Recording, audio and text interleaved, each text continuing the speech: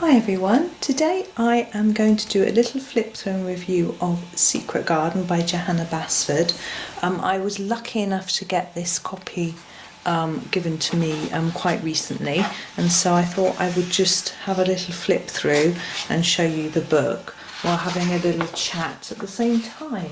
So this is Johanna's original book, but this printing is a 2020 reprint. You probably can't see that in the picture, but it means that it's her lovely new paper, which is really nice. I mean, my first copy of this book had the original paper. It was the first edition, and it wasn't such good quality paper, but Johanna has done us all proud and come up with this beautiful paper, which now all of her books are printed in as far as I'm aware.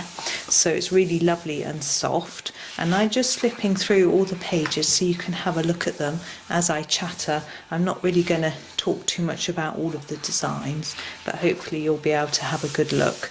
Now, this book is a little bit different to all of Johanna's other books in that there are spaces to add your own drawings or lines. This page, for example, asks you to add inky details to the flowers and butterflies. Some of them have space for drawing and things like that.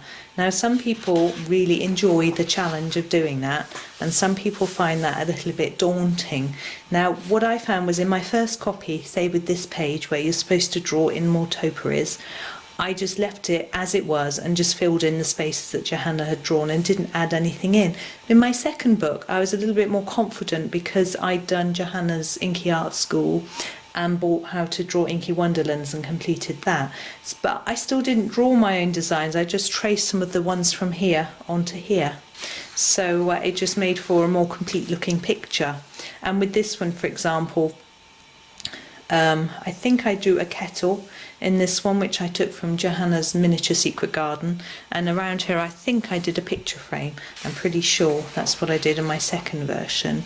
I have actually got a video comparing my first and second versions of this book, which I completed, so I've completed 2 copies, and I found it really interesting to see how my confidence had grown across the years. The one I finished just at the end of last year, and the other one, which was 2020, and the other one I sort of completed in 2015 or 2016. So there's a huge gap between it when I'd been colouring every day.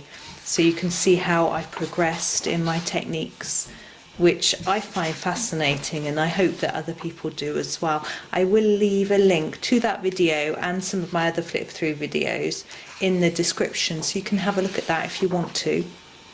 But we'll just continue flipping through this book just so you can see what the pages look like when they're not coloured in. I think although looking at coloured in pages can be really inspirational, sometimes it's nice to see the book empty if you're thinking about buying it. Because if you've come across Johanna a little bit later, you may have some of her more modern books, and having not had this one.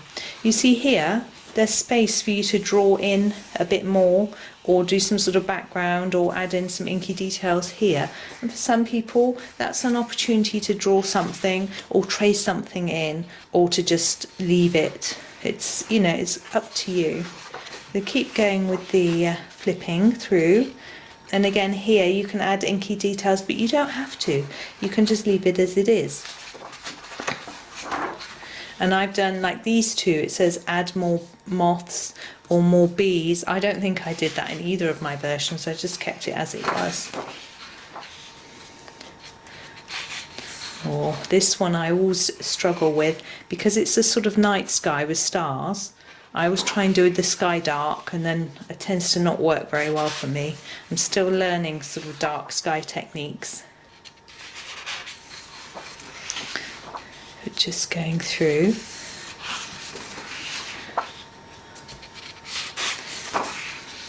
And see again here, there's space to create bits. I actually didn't, and I did some sort of pastel-y background. I just continued it onto this page, and I felt that worked really well with this page.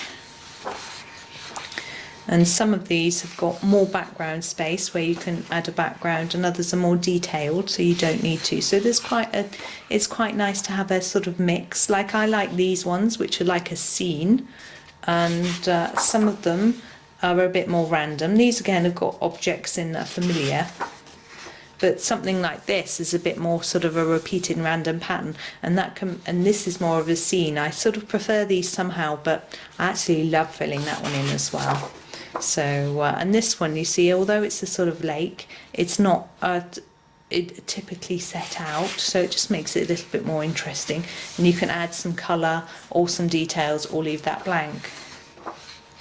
This is my absolutely favourite picture that Johanna has ever done that I've seen, let's say, from a colouring book, and I absolutely love these big flowers and these, and I just think it's gorgeous. And here we go, coming to the end now. You see these, for you to just draw some flower heads in and add some more vines. I just traced some from here onto here and then coloured them in. And the famous peacock, which I think everybody loves. And last couple of pictures. And a heart. Now most of Johanna's books have a lovely heart. Now in the back of this one, it tells you what little creatures are in each picture, because the secret garden is a sort of hunt for little critters and creatures. So you have to try and add them up and see how many you can find in the book, which is quite fun. Then on the back we have the cover, and some people colour all this in as well. It's a bit glossy, I haven't tried to do that. And again with the cover, because this one's more matte, so I think it'd be easier to colour. So there we are with Secret Garden. So this is the treasure hunt and colouring book, so you can find all sorts of fun things in this one. So there we go. So I hope you enjoyed that little flip through. Thank you for watching, and happy colouring.